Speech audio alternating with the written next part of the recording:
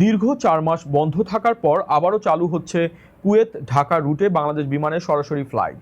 আগামী ১৪ জুলাই থেকে পুনরায় যাত্রা শুরু করবে রাষ্ট্রীয় পতাকাবাহী এয়ারলাইন্সটি।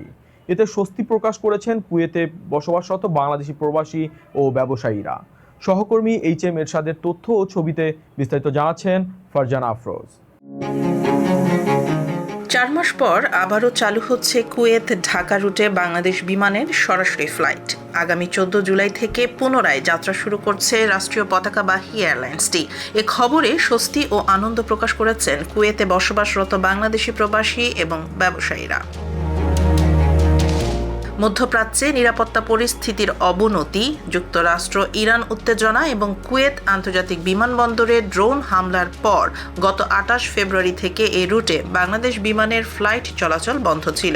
ফলে দেশে ছুটিতে গিয়ে আটকে পড়া কিংবা কুয়েতে ফিরতে না পারা অনেক যাত্রীকে বাড়তি ভাড়া গুনে অন্য এয়ারলাইন্সে ভ্রমণ করতে হয়েছে। বাংলাদেশ বিমানের কর্মকর্তারা জানিয়েছেন, যেসব যাত্রীর টিকিট বাতিল হয়েছিল তারা বিমানের অফিসে যোগাযোগ করে পূর্বের টিকিট পুনরায় রি-বুকিংয়ের মাধ্যমে ভ্রমণের সুযোগ পাবেন। বর্তমানে কুয়েতে প্রায় ৩,২৪,০০০ বাংলাদেশি কর্মরত রয়েছেন। কম ভাড়া ও অধিক ব্যাগেজ সুবিধার কারণে তাদের বড় একটি অংশ বাংলাদেশ বিমানকেই ভ্রমণের জন্য পছন্দ করেন।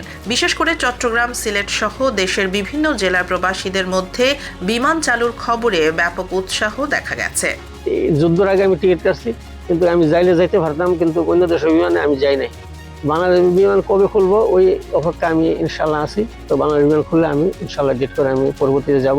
কুয়েতে বাংলাদেশের রাষ্ট্রদূত major general Syed Tarek Hossain, flight বন্ধ থাকায় এই রুটে বিমান ভাড়া প্রায় দ্বিগুণ বেড়ে গিয়েছিল।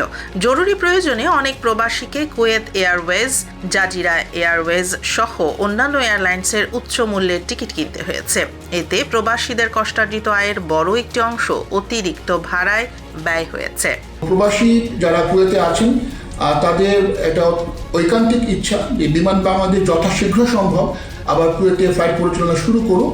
এর মাধ্যমে তারা যেমন বাংলাদেশে যাতায়াতের ক্ষেত্রে স্বাচ্ছন্দ্য ফিল করবেন, সেই একইভাবে তাদের কষ্টার্জিত বৈদেশিক মুদ্রা দেশেই থেকে যাবে। এদিকে বাংলাদেশ বিমান পুনরায় চালু হওয়ায় ট্রাভেল এজেন্সিগুলোতেও টিকিট বিক্রি বেড়েছে। সংশ্লিষ্টরা বলছেন, এতে প্রবাসীদের যাতায়াত সহজ হওয়ার পাশাপাশি রেমিটেন্স প্রবাহ বৃদ্ধি পাবে এবং অন্যান্য এয়ারলাইন্সের ভাড়াও প্রতিযোগিতার কারণে কমে আসবে।